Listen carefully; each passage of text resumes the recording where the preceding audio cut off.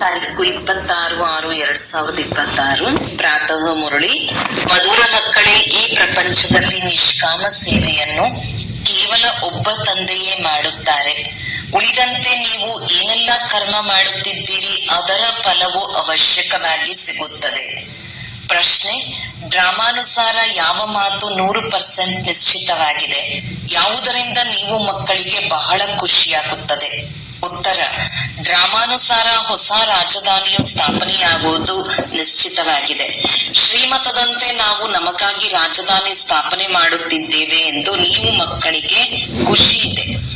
ಈ ಹಳೆಯ ಪ್ರಪಂಚದ ವಿನಾಶವಾಗಲೇಬೇಕು. ನೀವು ಮಕ್ಕಳು ಎಷ್ಟು ಪುರುಷಾರ್ಥ ಮಾಡುತ್ತೀರೋ ಅಷ್ಟು ಉನ್ನತ ಪದವಿಯನ್ನು ಪಡೆಯುತ್ತೀರಿ. ಗೀತೆ: ನಿಮ್ಮನ್ನು ಪಡೆದ ನಾನು ಜಗತ್ತನ್ನೇ ಪಡೆದೆನು. ಓಂ ಶಾಂತಿ. ಮಕ್ಕಳು ಏನು ಹೇಳುವುದೋ ತಂದೆಯೂ ಸಹ ಅದನ್ನೇ ಹೇಳುವರು. ಬಾಬಾ ನಿಮ್ಮನ್ನು ಪಡೆದು ನಾವು ಸ್ವರ್ಗದ ಮಾಲೀಕರಾಗುತ್ತೇವೆ ಎಂದು ಮಕ್ಕಳು ಹೇಳುತ್ತಾರೆ. ತಂದೆಯೂ ಸಹ ಹೇಳುತ್ತಾರೆ, ಮಕ್ಕಳೇ ಮನ್ಮನಾಭವ, ನನ್ನನ್ನು ನೆನಪು ಮಾಡಿದರೆ ಸ್ವರ್ಗದ ಮಾಲೀಕರಾಗುವಿರಿ. ಮನುಷ್ಯರೆಲ್ಲರೂ ಕೇಳುತ್ತಾರೆ, ಬ್ರಹ್ಮ ಕುಮಾರ ಕುಮಾರಿಯರ ಈ ಸತ್ಸಂಗದಲ್ಲಿ ಏನು ಸಿಗುತ್ತದೆ? ಆಗ ನಾವು ಬಾಗ್ದಾದರವರಿಂದ ವಿಶ್ವದ ಮಾಲೀಕರಾಗುತ್ತೇವೆಂದು ಬ್ರಹ್ಮ ಕುಮಾರ ಕುಮಾರಿಯರು ಹೇಳುತ್ತಾರೆ.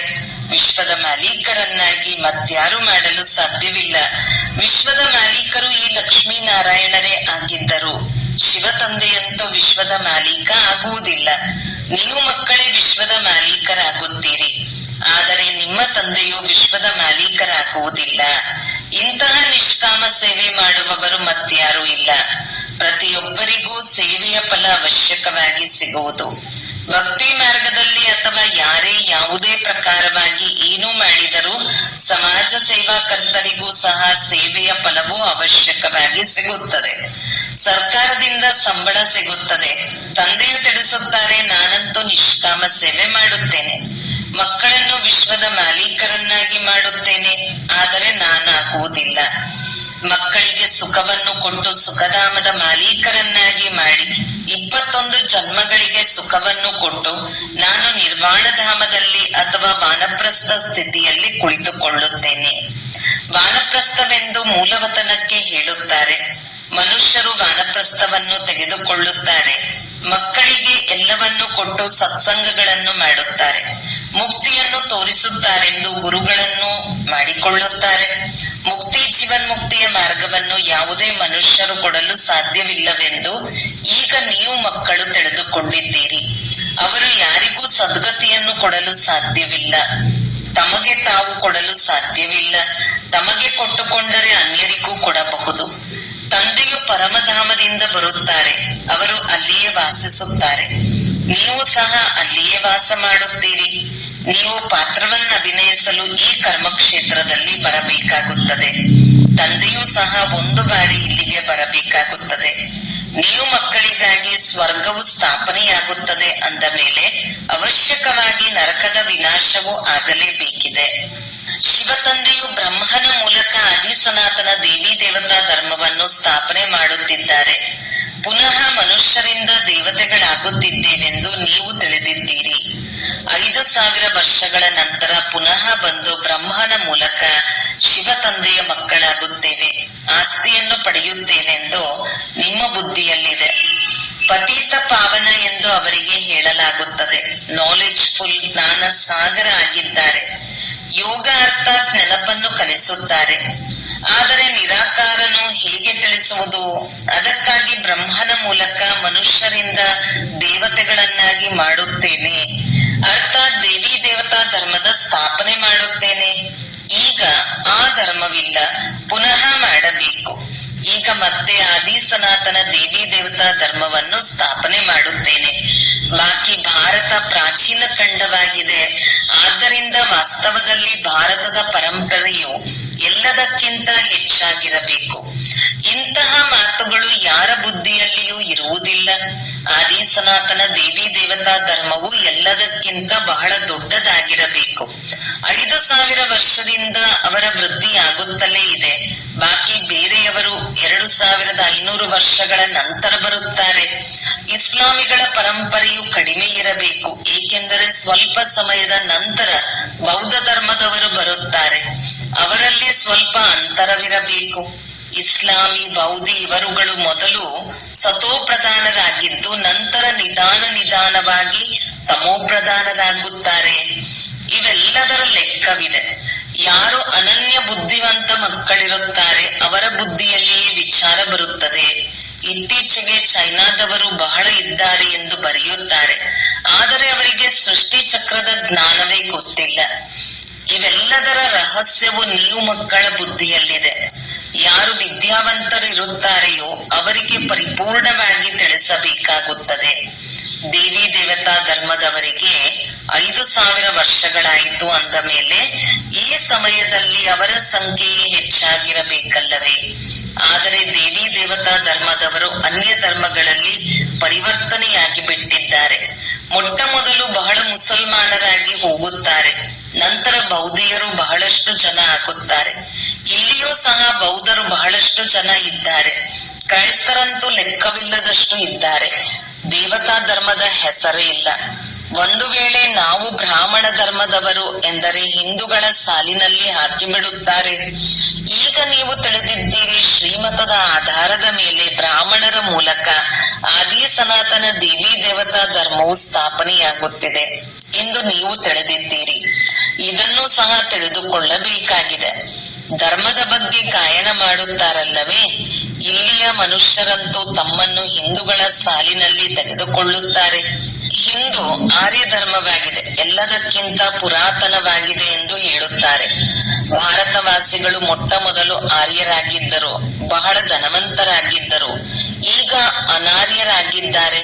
ಸ್ವಲ್ಪವೂ ಬುದ್ಧಿಯಲ್ಲಿ ಯಾರಿಗೂ ಏನು ಬರುತ್ತದೆಯೋ ಆ ಧರ್ಮದ ಹೆಸರನ್ನು ಇಟ್ಟು ಬಿಡುತ್ತಾರೆ. ವೃಕ್ಷದ ಹಿಂದೆ ಚಿಕ್ಕ ಚಿಕ್ಕ ಎಲೆಗಳು, ರೆಂಬೆ ಕೊಂಬೆಗಳು ಬರುತ್ತಲೇ ಇರುತ್ತವೆ. ಹೊಸಬರಿಗೆ ಸ್ವಲ್ಪ ಮಾನ್ಯತೆ ಇರುತ್ತದೆ. ಈಗ ನೀವು ಮಕ್ಕಳು ತಿಳಿದುಕೊಂಡಿದ್ದೀರಿ, ತಂದೆಯಿಂದ ಸ್ವರ್ಗದ ಆಸ್ತಿಯನ್ನು ಪಡೆದುಕೊಳ್ಳುತ್ತಿದ್ದೇವೆ. ಅಂತಹ ಆಸ್ತಿಯನ್ನು ಕೊಡುವಂತಹ ತಂದೆಯನ್ನು ನೆನಪು ಮಾಡಬೇಕು. ನೀವು ಎಷ್ಟು ಹೆಚ್ಚು ನೆನಪು ಮಾಡುತ್ತೀರೋ ಒಂದನೆಯದಾಗಿ ಆಸ್ತಿಯು ಸಿಗುತ್ತದೆ ಮತ್ತು ಪಾವನರಾಗುತ್ತೀರಿ. ಲೌಕಿಕ ತಂದೆಯಿಂದ ಧನದ ಆಸ್ತಿಯಂತೂ ಸಿಗುತ್ತದೆ, ಜೊತೆಗೆ ಪತಿತರಾಗುವ ಆಸ್ತಿಯೂ ಸಹ ಸಿಗುತ್ತದೆ. ಅವರಂತೂ ಲೌಕಿಕ ತಂದೆ, ಇವರು ಪಾರಲೌಕಿಕ ತಂದೆ ಮತ್ತು ಇವರು ಬ್ರಹ್ಮ ಮಧ್ಯದಲ್ಲಿ ಅಲೌಕಿಕ ತಂದೆ. ಇವರನ್ನು ಇಬ್ಬರ ಮಧ್ಯದಲ್ಲಿ ಜೋಡಿಸಲಾಗುತ್ತದೆ. ಶಿವ ತಂದೆಗೆ ಯಾವುದೇ ಕಷ್ಟ ಆಗುವುದಿಲ್ಲ. ಇವರು ಎಷ್ಟು ನಿಂದನೆ ಅನುಭವಿಸಬೇಕಾಗುತ್ತದೆ. ವಾಸ್ತವದಲ್ಲಿ ಕೃಷ್ಣನಿಗೂ ನಿಂದನೆ ಸಿಗುವುದಿಲ್ಲ. ಮಧ್ಯದಲ್ಲಿ ಇವರೇ ಸಿಕ್ಕಿ ಹಾಕಿಕೊಳ್ಳುತ್ತಾರೆ. ಮಾರ್ಗದಲ್ಲಿ ನಡೆಯುತ್ತಾ ಬ್ರಾಹ್ಮಣನು ಸಿಕ್ಕಿಕೊಂಡನು ಎಂದು ಹೇಳುತ್ತಾರಲ್ಲವೇ? ಇವರು ನಿಂದನೆಯನ್ನು ಅನುಭವಿಸುವುದಕ್ಕಾಗಿ ಸಿಕ್ಕಿಕೊಂಡಿದ್ದಾರೆ. ಅಲೌಕಿಕ ತಂದೆಯೇ ಸಹನೆ ಮಾಡಬೇಕಾಗುತ್ತದೆ. ಶಿವ ತಂದೆಯು ಇವರಲ್ಲಿ ಪ್ರವೇಶ ಮಾಡಿ ಪತಿತರನ್ನು ಪಾವನ ಮಾಡುತ್ತಾರೆಂದು ಯಾರಿಗೂ ತಿಳಿದಿಲ್ಲ. ಪವಿತ್ರರಾಗುವುದರಲ್ಲಿಯೇ ಪೆಟ್ಟು ತಿನ್ನುತ್ತಾರೆ. ನಾನು ಬರುತ್ತೇನೆ, ಎಲ್ಲರಿಗೂ ಹಿಂತಿರುಗಿ ಕರೆದುಕೊಂಡು ಹೋಗುತ್ತೇನೆಂದು ತಂದೆಯು ತಿಳಿಸುತ್ತಾರೆ. ಎದುರಿನಲ್ಲಿ ಮೃತ್ಯು ನಿಂತಿದೆ ಎಂದು ನೀವು ತಿಳಿದಿದ್ದೀರಿ. ವಿನಾಶವಂತೂ ಆಗಲೇಬೇಕು. ವಿನಾಶದ ಹೊರತು ಸುಖ ಶಾಂತಿ ಹೇಗಾಗುತ್ತದೆ? ಯಾವಾಗ ಯಾವುದೇ ಯುದ್ಧ ನಡೆಯುತ್ತದೆ ಎಂದರೆ ಯುದ್ಧಗಳು ನಿಂತು ಹೋಗಲಿ ಎಂದು ಮನುಷ್ಯರು ಯಜ್ಞವನ್ನು ಮಾಡುತ್ತಾರೆ. ನೀವು ಬ್ರಾಹ್ಮಣ ಕುಲಭೂಷಣರೇ ತಿಳಿದಿದ್ದೀರಿ. ಅವಶ್ಯಕವಾಗಿ ಆಗಲೇಬೇಕು. ಇಲ್ಲದಿದ್ದರೆ ಸ್ವರ್ಗದ ದ್ವಾರ ಹೇಗೆ ತೆರೆಯಲ್ಪಡುವುದು? ಎಲ್ಲರೂ ಸ್ವರ್ಗದಲ್ಲಂತೂ ಬರಲು ಸಾಧ್ಯವಿಲ್ಲ. ಯಾರು ಪುರುಷಾರ್ಥ ಮಾಡುತ್ತಾರೆಯೋ ಅವರೇ ಸ್ವರ್ಗಕ್ಕೆ ಹೋಗುತ್ತಾರೆ, ಉಳಿದವರು ಮುಕ್ತಿಧಾಮಕ್ಕೆ ಹೋಗುತ್ತಾರೆ. ಇದು ಯಾರಿಗೂ ತಿಳಿಯದೇ ಇರುವ ಕಾರಣ ಎಷ್ಟೊಂದು ಭಯಪಡುತ್ತಾರೆ. ಶಾಂತಿಗಾಗಿ ಎಷ್ಟೊಂದು ಅಲೆದಾಡುತ್ತಾರೆ. ಸಮ್ಮೇಳನಗಳನ್ನು ಮಾಡುತ್ತಾರೆ. ಕೇವಲ ನೀವು ಬ್ರಾಹ್ಮಣರು ಸುಖಧಾಮ, ಶಾಂತಿಧಾಮ ಹೇಗೆ ಸ್ಥಾಪನೆಯಾಗುತ್ತಿದೆ ಎಂದು ತಿಳಿದಿದ್ದೀರಿ. ವಿನಾಶದ ವಿನಃ ಸ್ಥಾಪನೆಯಾಗಲು ಸಾಧ್ಯವಿಲ್ಲ. ನೀವೀಗ ತ್ರಿಕಾಲದರ್ಶಿಗಳಾಗಿದ್ದೀರಿ. ಜ್ಞಾನದ 3ನೇ ನೇತ್ರವು ಸಿಕ್ಕಿದೆ. ಅವರಂತೂ ಶಾಂತಿಯನ್ನು ಹೇಗೆ ಪಡೆಯುವುದು, ಅರ್ಥಾತ್ ಯಾರು ಜಗಳ ಮಾಡುವುದು ಬೇಡ, ಎಲ್ಲರೂ ಒಮ್ಮತವಾಗಿರಬೇಕು ಎಂದು ಹೇಳುತ್ತಿರುತ್ತಾರೆ. ಆದರೆ ಒಬ್ಬರೇ ತಂದೆಯ ಒಂದು ಮತವನ್ನು ಪಡೆದುಕೊಂಡು ಎಲ್ಲರೂ ತಂದೆಯ ಮಕ್ಕಳು ಸಹೋದರರಾದಿರಿ ಅಂದ ಮೇಲೆ ಒಮ್ಮತವಾಗಿ ಬಿಡುವುದು.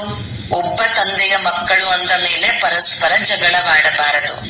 ಇದಂತೂ ಸತ್ಯಯುಗದಲ್ಲಿಯೇ ಇತ್ತಲ್ಲವೇ? ಅಲ್ಲಿ ಯಾರೂ ಪರಸ್ಪರದಲ್ಲಿ ಜಗಳ ಮಾಡುವುದಿಲ್ಲ. ಅದಂತೂ ಸತ್ಯಯುಗದ ಮಾತಾಯಿತು. ಇದು ಕಲಿಯುಗವಾಗಿದೆ. ಅವಶ್ಯಕವಾಗಿ ಸತ್ಯಯುಗದಲ್ಲಿ ದೇವತೆಗಳಿದ್ದರು. ಉಳಿದ ಬೇರೆಲ್ಲ ಆತ್ಮರು ಎಲ್ಲಿರುತ್ತಾರೆಂದು ತಿಳಿಯುವುದಿಲ್ಲ. ಒಂದು ರಾಜ್ಯ ಕೇವಲ ಸತ್ಯಯುಗದಲ್ಲಿ ಮಾತ್ರ ಇತ್ತೆಂದು ಈಗ ನೀವು ತಿಳಿದುಕೊಂಡಿದ್ದೀರಿ. ಅಲ್ಲಿ ಸುಖ ಶಾಂತಿ ಎಲ್ಲವೂ ಇತ್ತು. ನಂಬರ್ ವಾರ್ ಪುರುಷಾರ್ಥದ ಅನುಸಾರ ಇವೆಲ್ಲ ಮಾತುಗಳು ನಿಮ್ಮ ಬುದ್ಧಿಯಲ್ಲಿದೆ. ಅವಶ್ಯಕವಾಗಿ ನಾವು ಸತ್ಯಯುಗದಲ್ಲಿ ರಾಜ್ಯ ಮಾಡುತ್ತಿದ್ದೆವು, ಬಹಳ ಸುಖವಾಗಿದ್ದೆವು ಎಂದು ತಿಳಿದಿದ್ದೀರಿ. ಅದ್ವೈತ್ಯ ಜ್ಞಾನವಿತ್ತು ಎಂಬ ತಿಳುವಳಿಕೆ ಯಾರಿಗೂ ಇರಲಿಲ್ಲ. ಈ ಸಮಯದಲ್ಲಿ ನೀವು ನಾಲೆಜ್ಫುಲ್ ಆಗುತ್ತೀರಿ. ತಂದೆಯು ನಿಮ್ಮನ್ನು ತಮ್ಮ ಸಮಾನ ಮಾಡಿಕೊಳ್ಳುತ್ತಾರೆ. ತಂದೆಯ ಮಹಿಮೆ ಏನಿದೆಯೋ ಅದರಂತೆ ನಿಮ್ಮನ್ನು ಮಾಡುತ್ತಾರೆ. ಕೇವಲ ದಿವ್ಯ ದೃಷ್ಟಿಯ ಬೀಗದ ಕೈ ತಂದೆಯ ಬಳಿ ಇರುತ್ತದೆ. ಭಕ್ತಿ ಮಾರ್ಗದಲ್ಲಿಯೂ ಸಹ ನಾನು ಕೆಲಸ ಮಾಡಬೇಕಾಗುತ್ತದೆ. ಯಾರು ಯಾವ ಪೂಜೆಯನ್ನು ಮಾಡುತ್ತಾರೆಯೋ ಅವರ ಮನೋಕಾಮನೆಗಳನ್ನು ಪೂರ್ಣ ಮಾಡುತ್ತೇನೆಂದು ತಂದೆಯು ತಿಳಿಸುತ್ತಾರೆ. ಇಲ್ಲಿಯೂ ದಿವ್ಯ ದೃಷ್ಟಿಯ ಪಾತ್ರವು ನಡೆಯುತ್ತದೆ. ಅರ್ಜುನನು ವಿನಾಶದ ಸಾಕ್ಷಾತ್ಕಾರ ಮಾಡಿದನು ಎಂದು ಹೇಳುತ್ತಾರಲ್ಲವೇ? ವಿನಾಶವು ಅವಶ್ಯಕವಾಗಿ ಆಗಲೇಬೇಕಾಗಿದೆ. ವಿಷ್ಣುಪುರಿಯ ಸ್ಥಾಪನೆಯು ಅವಶ್ಯಕವಾಗಿ ಆಗಬೇಕು. ಕಲ್ಪದ ಹಿಂದೆ ತಂದೆಯು ಹೇಗೆ ತಿಳಿಸಿದ್ದರು ಅದೇ ರೀತಿ ಈಗಲೂ ಸಹ ತಿಳಿಸುತ್ತಿದ್ದಾರೆ. ಬಾಬಾ ನಮ್ಮನ್ನು ಮನುಷ್ಯರಿಂದ ದೇವತೆಗಳನ್ನಾಗಿ ಮಾಡುತ್ತಾರೆ. ಯಾವಾಗ ದೇವತೆಗಳಾಗುತ್ತೇವೆ ಆಗ ಆಸುರಿ ಸೃಷ್ಟಿಯ ವಿನಾಶವಾಗಲೇಬೇಕು. 4 ಕಡೆ ಹಾಹಾಕಾರ ಮೊಳಗಲೇಬೇಕು. ಪ್ರಾಕೃತಿಕ ವಿಕೋಪಗಳು ಸಹ ಆಗಲೇಬೇಕೆಂದು ಬುದ್ಧಿಯಲ್ಲಿದೆ. ಬಾಂಬುಗಳ ಮಳೆಯಾಗುತ್ತದೆ. ಇವೆಲ್ಲದರ ವಿನಾಶವಾದರೆ ಸತ್ಯಯುಗ ಸ್ಥಾಪನೆಯಾಗುವುದು. 5 ತತ್ವಗಳ ಗೊಬ್ಬರ ಸಹ ಸೇರಿ ಬಿಡುತ್ತದೆ. ಈ ಧರಣಿಗೆ ಗೊಬ್ಬರ ಎಷ್ಟೊಂದು ಸಿಗುತ್ತದೆ. ಈ ರುದ್ರಜ್ಞಾನ ಯಜ್ಞದಲ್ಲಿ ಎಲ್ಲವೂ ಸ್ವಾಹ ಆಗುತ್ತದೆ ಎಂದು ತಂದೆಯು ತಿಳಿಸುತ್ತಾರೆ. ಭಕ್ತಿ ಮಾರ್ಗದಲ್ಲಿ ರುದ್ರ ಯಜ್ಞವನ್ನು ಹೇಗೆ ರಚಿಸುತ್ತಾರೆ ನೋಡಿ. ಶಿವಬಾಬನ ಲಿಂಗ ಮತ್ತು ಅನೇಕ ಚಿಕ್ಕ ಚಿಕ್ಕ ಸಾಲಿಗ್ರಾಮಗಳನ್ನು ಮಾಡಿ ಅದಕ್ಕೆ ಪೂಜೆ ಮಾಡಿ ನಂತರ ಅಳಿಸಿ ಹಾಕುತ್ತಾರೆ. ಪುನಃ ತಯಾರು ಮಾಡುತ್ತಾರೆ. ಪೂಜೆ ಮಾಡಿ ನಂತರ ಒಡೆದು ಹಾಕುತ್ತಾರೆ. ಶಿವ ತಂದೆಯ ಜೊತೆ ಯಾರು ಯಾರು ಸೇವೆ ಮಾಡಿದ್ದಾರೆ ಅವರ ಸ್ಥಿತಿಯನ್ನು ಹೀಗೆ ಮಾಡುತ್ತಾರೆ. ರಾವಣನ ಗೊಂಬೆಯನ್ನು ಮಾಡಿ ಪ್ರತಿ ವರ್ಷ ಸುಡುತ್ತಾರೆ. ಶತ್ರುವಿಂದ ಮೇಲೆ 1-2 ಬಾರಿ ಸುಡುತ್ತಾರೆ. ವರ್ಷವೂ ಸುಡುವ ರೀತಿಯಲ್ಲ. 1 ಬಾರಿ ರೂಪವನ್ನು ತಯಾರಿಸುತ್ತಾರೆ. ರಾವಣನಂತೂ ವರ್ಷ ಸುಡುತ್ತಾರೆ. ಇದರ ಅರ್ಥವನ್ನು ಸ್ವಲ್ಪವೂ ತಿಳಿದಿಲ್ಲ. ನಂತರ ಸೀತೆಯನ್ನು ರಾವಣನು ಕದ್ದುಕೊಂಡು ಹೋದನು ಎಂದು ಹೇಳುತ್ತಾರೆ. ಸ್ವಲ್ಪವೂ ಅರ್ಥವನ್ನೇ ತಿಳಿದಿಲ್ಲ. ವಿದೇಶಿಯರಿಗಂತೂ ಸ್ವಲ್ಪವೂ ಅರ್ಥವಾಗುವುದಿಲ್ಲ. ದಿನ ಪ್ರತಿದಿನ ರಾವಣನ ಗೊಂಬೆಯನ್ನು ದೊಡ್ಡದಾಗಿ ಮಾಡುತ್ತಾರೆ. ಏಕೆಂದರೆ ರಾವಣನು ಬಹಳ ದುಃಖ ಕೊಡುವವನಾಗಿದ್ದಾನೆ. ಈಗ ನೀವು ಇದರ ಮೇಲೆ ಜಯಗಳಿಸುತ್ತೀರಿ. ಸತ್ಯಯುಗದಲ್ಲಿ ಇದು ಇರುವುದೇ ಇಲ್ಲ. ಇಲ್ಲಿ ಏನು ಕರ್ಮಭೋಗ ಭೋಗಿಸುವರು, ರೋಗ ಇತ್ಯಾದಿಗಳಿಗೆ ರಾವಣನೇ ಕಾರಣನಾಗಿದ್ದಾನೆ. ರಾವಣನ ಪ್ರವೇಶತೆಯ ಕಾರಣ ಮನುಷ್ಯರು ಏನೇ ಕರ್ಮವನ್ನು ಮಾಡಿದರೆ ವಿಕರ್ಮವೂ ಆಗುತ್ತದೆ. ಸುಖ ದುಃಖದ ಆಟ ಮಾಡಲ್ಪಟ್ಟಿದೆ. ಈ ಇತಿಹಾಸ ಭೂಗೋಳವು ಯಾರಿಗೂ ತಿಳಿದಿಲ್ಲ. ಲಕ್ಷ್ಮೀನಾರಾಯಣರಿಗೆ ಹೇಗೆ ರಾಜ್ಯ ಸಿಗುತ್ತದೆ ಎಂದು ಯಾರಿಗೂ ತಿಳಿದಿಲ್ಲ. ಲಕ್ಷ್ಮೀನಾರಾಯಣರು ಹೇಗೆ ರಾಜ್ಯ ಮಾಡಿದರೆಂದು ಚಿಕ್ಕ ಚಿಕ್ಕ ಮಕ್ಕಳು ತಿಳಿದುಕೊಂಡಿದ್ದಾರೆ. ಸಂಗಮದಲ್ಲಿ ರಾಜಯೋಗವನ್ನು ಕಲಿತು ಇವರು ಪದವಿಯನ್ನು ಪಡೆದಿದ್ದಾರೆ. ಚಿಕ್ಕ ಚಿಕ್ಕ ಮಕ್ಕಳು ಹೋಗಿ ಇವರು ಹೇಗೆ ರಾಜ್ಯ ಭಾಗ್ಯವನ್ನು ಪಡೆದರು. ಈಗಂತೂ ಕಲಿಯುಗವಾಗಿದೆ. ಇದನ್ನಂತೂ ಸತ್ಯಯುಗವೆನ್ನಲು ಸಾಧ್ಯವಿಲ್ಲವೆಂದು ಬಿರ್ಲಾದವರಿಗೆ ತಿಳಿಸಬೇಕು. ರಾಜ್ಯ ಭಾಗ್ಯವಂತೂ ಈಗ ಇಲ್ಲವೇ ಇಲ್ಲ. ರಾಜರ ಕಿರೀಟಗಳನ್ನು ಉಡಾಯಿಸಿ ಬಿಟ್ಟಿದ್ದಾರೆ. ಧರ್ಮಶಾಸ್ತ್ರಗಳು ಕೇವಲ 4 ಮಾತ್ರವೇ ಇದೆ. ಗೀತೆ ಧರ್ಮದ ಶಾಸ್ತ್ರವಾಗಿದೆ. ಯಾವುದರಿಂದ ಈ ಮೂರೂ ಧರ್ಮಗಳು ಸ್ಥಾಪನೆಯಾಗುತ್ತದೆ? ಸತ್ಯಯುಗದಲ್ಲಿ ಅಲ್ಲ. ಲಕ್ಷ್ಮೀನಾರಾಯಣ ಅಥವಾ ರಾಮನು ಧರ್ಮವನ್ನು ಸ್ಥಾಪನೆ ಮಾಡಿದರು ಎಂದಲ್ಲ. ಈಗ ಧರ್ಮ ಸ್ಥಾಪನೆಯಾಗುತ್ತಿದೆ. ನಂತರ ಇಸ್ಲಾಮಿ, ಬೌದ್ಧಿ ಮತ್ತು ಕ್ರಿಶ್ಚಿಯನ್ ಧರ್ಮ ಸ್ಥಾಪನೆಯಾಗುತ್ತದೆ. ಕ್ರಿಶ್ಚಿಯನ್ನರ ಧರ್ಮ ಗ್ರಂಥ ಬೈಬಲ್ ಆಗಿದೆ. ನಂತರ ಮುಂದೆ ವೃದ್ಧಿಯಾಗುತ್ತಾ ಹೋಗುತ್ತದೆ. ಆದಿ ಸನಾತನವು ದೇವತಾ ಧರ್ಮವೇ ಆಗಿದೆ. ಈಗ ಪುನಃ ದೇವಿ ದೇವತಾ ಧರ್ಮವನ್ನು ಸ್ಥಾಪನೆ ಮಾಡುತ್ತಾರೆ. ನೀವು ಡ್ರಾಮಾದ ರಹಸ್ಯವನ್ನು ತಿಳಿದುಕೊಂಡಿದ್ದೀರಿ, ಖುಷಿಯಾಗಿಯೂ ಇರುತ್ತೀರಿ. ನೀವೀಗ ತಿಳಿದಿದ್ದೀರಿ. 100% ನಿಶ್ಚಿತವಾಗಿದೆ. ನಮ್ಮ ರಾಜ್ಯ ಭಾಗ್ಯವನ್ನು ಸ್ಥಾಪನೆ ಮಾಡಿಕೊಳ್ಳುತ್ತೇವೆ. ಇದರಲ್ಲಿ ಯುದ್ಧ ಯಾವುದರ ಮಾತಿಲ್ಲ. ರಾಜಧಾನಿಯ ಸ್ಥಾಪನೆಯಾಗುತ್ತಿದೆ. ಇದು ನಿಶ್ಚಿತವಾಗಿದೆ. ಆಯಸ್ಸು ನಿಗದಿಯಾಗಿದೆ. ಮೃತ್ಯುವು ನಿಗದಿಯಾಗಿದೆ. ನಾವೀಗ ಮತ್ತೆ ರಾಜ್ಯಭಾಗ್ಯವನ್ನು ಪಡೆಯುತ್ತಿದ್ದೇವೆ. ತಂದೆಯಿಂದ ಕಲ್ಪಕಲ್ಪವು ಆಸ್ತಿಯನ್ನು ಪಡೆಯುತ್ತೇವೆ. ಎಷ್ಟು ಪುರುಷಾರ್ಥ ಮಾಡುತ್ತೀರೋ ಅಷ್ಟು ಶ್ರೇಷ್ಠ ಪದವಿಯನ್ನು ಪಡೆಯುತ್ತೇವೆಂದು ನೀವೀಗ ತಿಳಿದಿದ್ದೀರಿ. ಒಳ್ಳೆಯದು. ಮಧುರಾತಿ ಮಧುರ ಅಗಲಿ ಹೋಗಿ ಮರಳಿ ಸಿಕ್ಕಿರುವ ಮಕ್ಕಳ ಪ್ರತಿ ಮಾತಪಿತಾ ಬಾಪ್ದಾದರವರ ನೆನಪು, ಪ್ರೀತಿ ಹಾಗೂ ಸುಪ್ರಭಾತ. ಆತ್ಮೀಯ ಮಕ್ಕಳಿಗೆ ಆತ್ಮೀಯ ತಂದೆಯ ನಮಸ್ತೆ.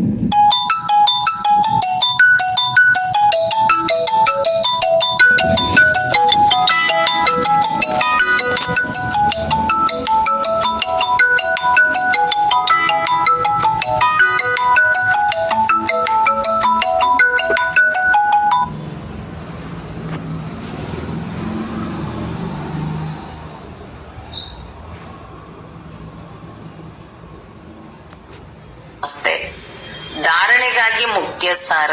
1. ತಂದೆಯ ಯಾವ ಯಾವ ಮಹಿಮೆ ಇದೆಯೋ ಅದನ್ನು ಸ್ವಯಂನಲ್ಲಿ ತರಬೇಕು. ತಂದೆಯ ಸಮಾನ ಮಹಿಮಾ ಯೋಗ್ಯರಾಗಬೇಕು. ಪಾರಲೌಕಿಕ ತಂದೆಯಿಂದ ಪವಿತ್ರತೆಯ ಆಸ್ತಿಯನ್ನು ಪಡೆದುಕೊಳ್ಳಬೇಕು. ಪವಿತ್ರರಾಗುವುದರಿಂದಲೇ ಸ್ವರ್ಗದ ಆಸ್ತಿಯು ಸಿಗುತ್ತದೆ. 2. ಶ್ರೀಮತದಂತೆ ತಮ್ಮ ತನು, ಮನ, ಧನದಿಂದ ಒಂದು ಆದಿ ಸನಾತನ ದೇವಿ ದೇವತಾ ಧರ್ಮದ ಸ್ಥಾಪನೆ ಮಾಡಬೇಕು. ವರದಾನ: ಹಳೆಯ ಸಂಸ್ಕಾರಗಳೆಂಬ ಆಸ್ತಿಯನ್ನು ಸಂಪೂರ್ಣ ಸ್ಥಿತಿಯ ಸಾಗರದಲ್ಲಿ ಸಮಾವೇಶಗೊಳಿಸುವಂತಹ ಸಮಾನ ಹಾಗೂ ಸಂಪೂರ್ಣ ಭವ. ತಂದೆಯ ಸಮಾನ ಅಥವಾ ಸಂಪೂರ್ಣರಾಗಲು ಸೃಷ್ಟಿಯ ಅಂತ್ಯದ ಮೊದಲು ತಮ್ಮ ಬಲಹೀನತೆ ಹಾಗೂ ಕೊರತೆಗಳನ್ನು ಅಂತ್ಯಗೊಳಿಸಿರಿ. ಯಾವುದೇ ಗೊಂದಲದ ಹೆಸರು, ಚಿಹ್ನೆಯೂ ಇರಬಾರದು. ಈ ರೀತಿಯಲ್ಲಿ ತಮ್ಮನ್ನು ಉಜ್ವಲಗೊಳಿಸಿರಿ. ಹೀಗೆ ಜನ್ಮದ ಪರಿವರ್ತನೆಯ ನಂತರ ಹಳೆಯ ಜನ್ಮದ ಮಾತುಗಳು ಮರೆತು ಹೋಗುತ್ತದೆಯೋ ಹಾಗೆಯೇ ಹಳೆಯ ಮಾತುಗಳನ್ನು, ಹಳೆಯ ಸಂಸ್ಕಾರಗಳನ್ನು ಭಸ್ಮಗೊಳಿಸಿರಿ. ಆಸ್ತಿಯನ್ನು ಸಂಪೂರ್ಣ ಸ್ಥಿತಿಯ ಸಾಗರದಲ್ಲಿ ಸಮಾವೇಶ ಮಾಡಿದಾಗ ಸಮಾನ ಹಾಗೂ ಸಂಪೂರ್ಣರು ಎಂದು ಹೇಳಲಾಗುವುದು. ಸ್ಲೋಗನ್: ವಿಸ್ತಾರವನ್ನು ಸಾರದಲ್ಲಿ ಸಮಾವೇಶಗೊಳಿಸುವ ಜಾದುವನ್ನು ಕಲಿತು ಬಿಡುತ್ತೀರೆಂದರೆ ತಂದೆಯ ಸಮಾನರಾಗಿ ಬಿಡುತ್ತೀರಿ. ಅವ್ಯಕ್ತ ಸೂಚನೆ: ಸದಾ ಹರ್ಷಿತವಾಗಿರಲು ತಮ್ಮ ಸ್ವಭಾವವನ್ನು ಸರಳ ಮಾಡಿಕೊಳ್ಳಿರಿ. ಸಹನಾಶೀಲರಾಗಿರಿ. ಸಹನಾಶೀಲತೆ ಉಳ್ಳವರು ಬಾಹ್ಯಮುಖತೆಯ ವೈಬ್ರೇಷನ್ ಅಲ್ಲ, ಆದರೆ ಮನಸ್ಸಿನ ಸಂಕಲ್ಪವು ಏನು ಉತ್ಪನ್ನವಾಗುತ್ತದೆ ಆ ಸಂಕಲ್ಪಗಳ ಉತ್ಪತ್ತಿಯನ್ನು ನೋಡಿ ಗಾಬರಿಯಾಗುವುದಿಲ್ಲ. ತಮ್ಮ ಸಹನಾಶೀಲತೆಯಿಂದ ಎದುರಿಸುತ್ತಾರೆ ಮತ್ತು ಮುಖದಲ್ಲಿ ಸದಾ ಸಂತುಷ್ಟತೆ ಅಥವಾ ಪ್ರಸನ್ನ ಚಿತ್ತರಾಗಿ ಕಾಣಿಸುತ್ತಾರೆ. ಅವರ ನಯನಗಳು ಎಂದೂ ಅಸಂತುಷ್ಟವಾಗಿ ಕಾಣಿಸುವುದಿಲ್ಲ. ಅವರು ಸಂತುಷ್ಟಮಣಿಯಾಗಿರುವ ಕಾರಣ ಸದಾ ಹರ್ಷಿತವಾಗಿರುತ್ತಾರೆ. ಓಂ ಶಾಂತಿ.